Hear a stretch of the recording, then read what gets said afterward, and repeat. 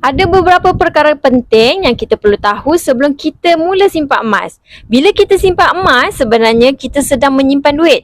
Ramai anggap beli emas macam habiskan duit. Tapi sebenarnya tuan-puan, kita cuma tukar nilai ringgit kepada emas. Jadi, kalau kita ada emas, bermakna kita masih ada duit. Nak beli emas, jangan guna duit jangka pendek. Jangan beli emas, guna duit belanja harian. Pastikan nak beli emas, gunakan duit lebihan sahaja. Yang mana duit tersebut kita tak nak guna dalam tempoh 2 tahun ke atas. Kalau tuan-puan perlukan duit, boleh pajak atau jual sahaja simpanan emas itu. Pastikan pilih pembeli yang dipercayai dan pembeli tersebut mampu memberikan harga belian semula yang tinggi. Saya cadangkan jual sahaja kepada public gold, kerana public gold menawarkan harga belian yang tinggi. Dalam jangka masa pendek, harga emas memang ada naik turunnya. Tetapi dalam jangka masa panjang, trendnya menaik.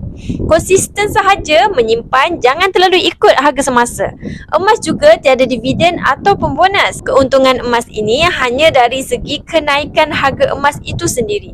Jika ada pihak yang menjanjikan pulangan tetap, berhati-hati tuan-puan, itu mungkin skamer. Simpanan emas juga wajib bayar zakat apabila cukup syarat haul dan nisab. Simpanan emas ini adalah tanggungjawab sendiri. Emas tidak dilindungi mana-mana pihak. Jadi, pastikan tuan-puan simpan di tempat yang selamat. Maklumkan juga kepada waris yang dipercayai supaya mudah diuruskan jika berlaku apa-apa.